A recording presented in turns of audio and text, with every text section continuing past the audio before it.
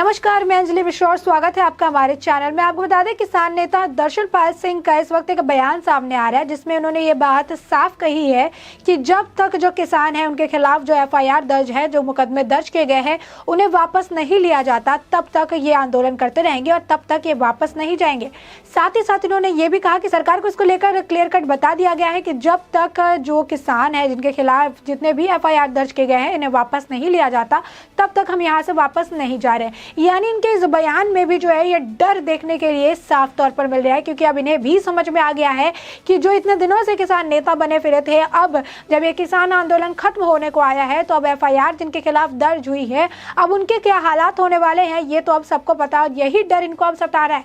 मोदी सरकार अब जो एक्शन लेने वाली है उसका डर इन्हें अभी से ही जो है सताने लगा है। अब आपको बता दें कि ये जिस एफआईआर को वापस लेने की बात कर रहे हैं, इसको लेकर तो पहले ही सरकार सॉर्टेड है।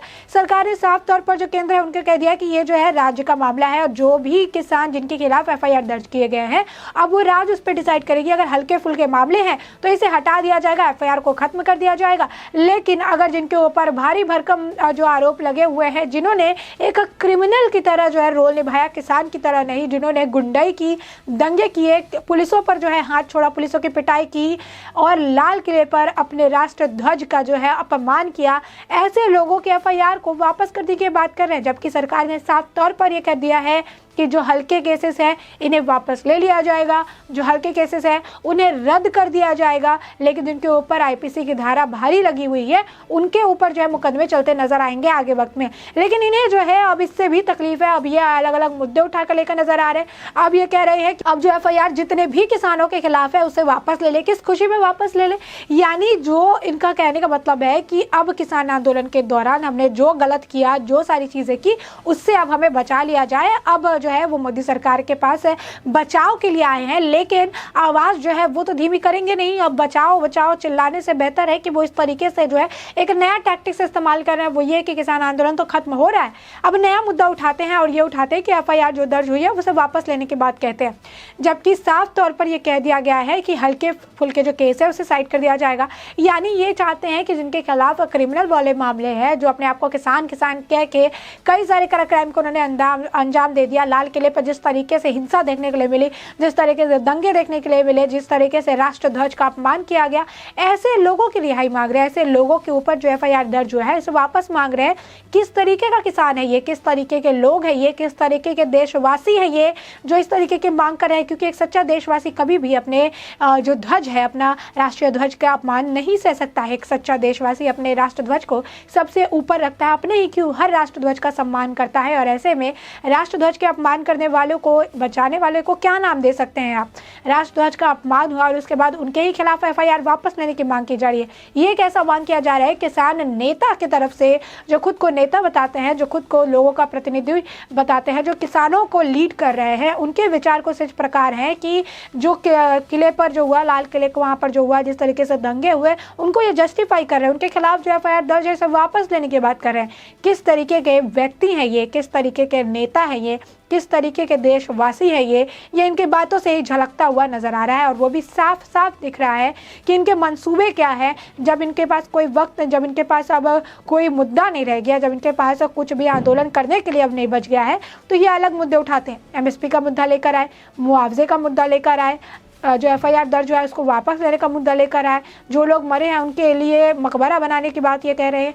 तो ऐसे में ये साफ तौर पर देखा जा सकता है कि अब जो मेन मुद्दा है ये मुद्दा खत्म हो चुका है। अब ये इस मुद्दे को जो है खोद के निकाल रहे हैं कि अब अलग अलग मुद्दा हम लेकर आए और अलग अलग मुद्दा लाके आंदोलन को आगे करें। और साथ ही साथ इनके मन में अब डर बैठ गया है कि अब तो हम पर लठ बजने वाली है, क्योंकि बहुत दिनों से हमारा नाटक चल रहा है, अब इस नाटक का अंत होने वाला है। और इसीलिए इस अंत को होने से पहले ही वो अपने आप को बचाने की कोशिश कर रहे हैं। मोदी सरकार के जो है दया के पात्र बनते जा रहे हैं। अब ऐसे में अब ये क्या कोशिश कर रहे हैं कि किसी भी तरीके से जो एफआईआर हुए हैं, क्योंकि उनको पता है कि आने वाले वक्त में किस तरीके से एक्शन लिया जाएगा, आने वाले वक्त में किस तरीके से ये जो दंगई जो हुई है, जिस तरीके से ये टिकैत गैंग के गुंडों ने काम किया है, अब उनके खिलाफ जो एफआईआर है, मुकदमे हैं, उनसे किस तरीके से जो है बर्ताव किया जाएगा, किस तरीके से उन पर पूरा एक्शन लिया जाएगा। और इसी डर से अब उनका ये डर बोल रहा है कि ये जो एफआईआर है इसे वापस ले लीजिए, उसके बाद ही हम वापस जाएंगे। क्योंकि पता है कि अगर FIR वापस नहीं हुई तो क्या हालात हो सकते हैं, क्योंकि अब सरकार भी इनको लेकर सख्त नजर आ रही है।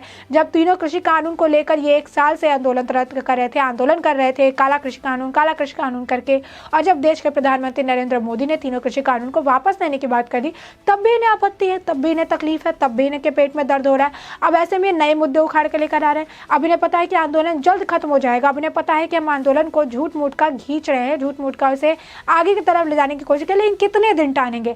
अब उनके पास मुद्दा नहीं बच गया है, 1 महीने, 2 महीने, 3 महीने। अब ऐसे में आप 26 जनवरी को देखकर भी देख सकते हैं कि किस तरीके से सरकार को चेतावनी दी जा रही है। शीतकालीन सत्र चलेगा, तब तक आपके पास वक्त है, आप सोच लीजिए, विचार कर लीजिए। 26 जनवरी तक आपके पास वक्त है। MSP का गारंटी दीजिए, हमें FIR जो है वो वापस सारे लीजिए किसानों के खिलाफ। साथ ही साथ जो है 700 किसान मरे हैं, मुआवजा उनको दीजिए। अभी तक वो लिस्ट भी सामने नहीं आई है कि कौन से 700 किसानों की बात की जा रही है जो 1 साल तक इन्होंने जिनका जिक्र भी नहीं किया, और अचानक से उनका जिक्र किया जा रहा है। इतने किसान मर गए, इनके माथे पर शिकन तक नहीं नजर आई। इनके भाई समान ये कहते हैं कि हमारे किसान भाई है, भाई के 700 भाइयों की मौत हो गई, इनके सिर पर जो है शिकन देखने के लिए नहीं मिली।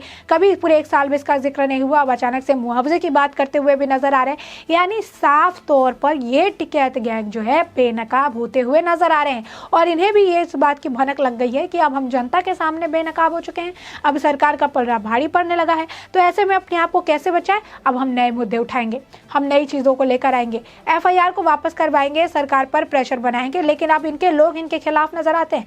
जहां पर जो असल किसान है, जो असली किसान है, वो आज तो आपने देखा है कि जो हिंदुस्तान ने एक्सक्लूसिव तस्वीरें चलाई, जिसमें जो है ये बैठक के दौरान ये आपस में लात घुसे, चप्पल और लाठियां चलते हुए नजर आए, जो साफ तौर पर किसान आंदोलन की रूपरेखा को दर्शाता है। साफ तौर पर ये दिखाता है कि राकेश टिकैत जो है अब बेनकाब हो चुके हैं, टिकैत गैंग अब बेनकाब हो चुका है। अब जो असल किसान है वो समझ चुके हैं कि आखिर राकेश टिकैत क्या करना चाहते थे, आखिर राकेश टिकैत के मंसूबे क्या है, और क्यों जो तीनों कृषि कानून वापस लेने के बावजूद वो अब ये छोड़ने को तैयार नहीं है, आंदोलन रद्द करने को तैयार नहीं है, बेवजह जो है रास्ता छोड़ने को तैयार नहीं है, आंदोलन पर बैठे हुए हैं, बॉर्डर छोड़ने को तैयार नहीं है।